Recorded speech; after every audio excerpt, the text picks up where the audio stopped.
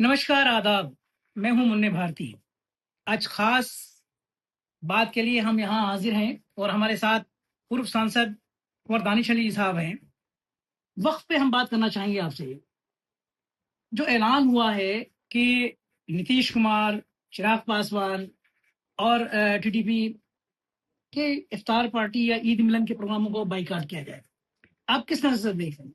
देखिए, ये उनको जगाने की कोशिश है कि भाई आप अपने आप को सेकुलर लीडर कहते हैं, आप अपने आप को सेकुलर पार्टी कहते हैं, लेकिन जब मुसलमानों के हक जो संविधान में, कॉन्स्टिट्यूशन में उनको अख्तियारात दिए हैं, उनके ऊपर हमला हो रहा है, वो छीने जा रहे हैं, तब तो आप कम से कम अपनी नींद से उठिए।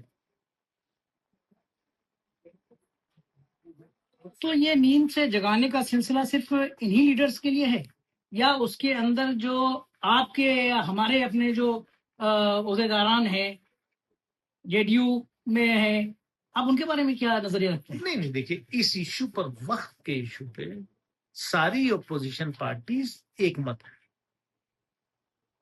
एनडीए को छोड़ के। अब एनडीए में एक परसेप्शन है, हम लोग मानते हैं, और देश में परसेप्शन है, और वो पार्टीज क्लेम भी करती हैं कि वो आरएसएस बीजेपी की आइडियोलॉजी से अलग है।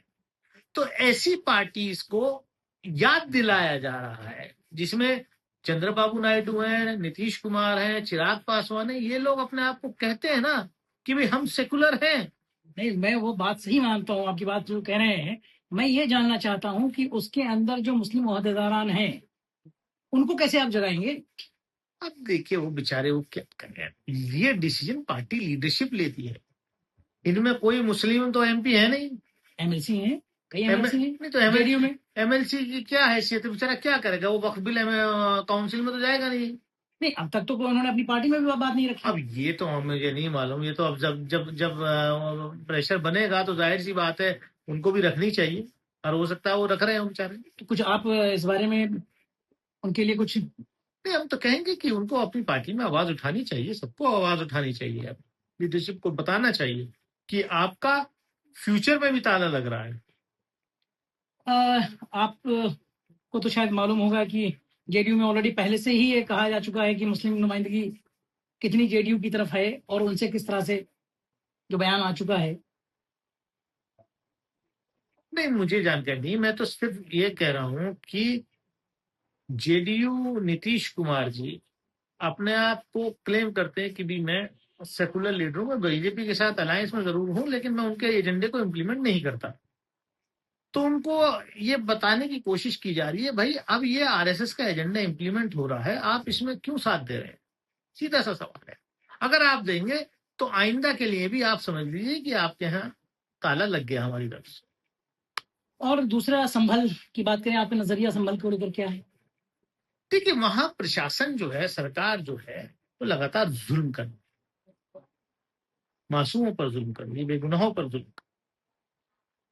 और आज की जो खबर है कि वहां के उस मस्जिद कमेटी के चेयरमैन को शायद अरेस्ट किया गया है, ये कुछ नहीं, ये एक सोची समझी रणनीति है उनकी, एक टैक्टिक्स है कि किसी भी ऐसे शख्स पे आप हमला कीजिए जो सरकार के खिलाफ आवाज उठाए, क्योंकि वो कमेटी के सदर लगातार कोर्ट में लड़ रहे थे और सरकार को मुंह की खानी पड़ी उस पर। जी जी। जो ईद से पहले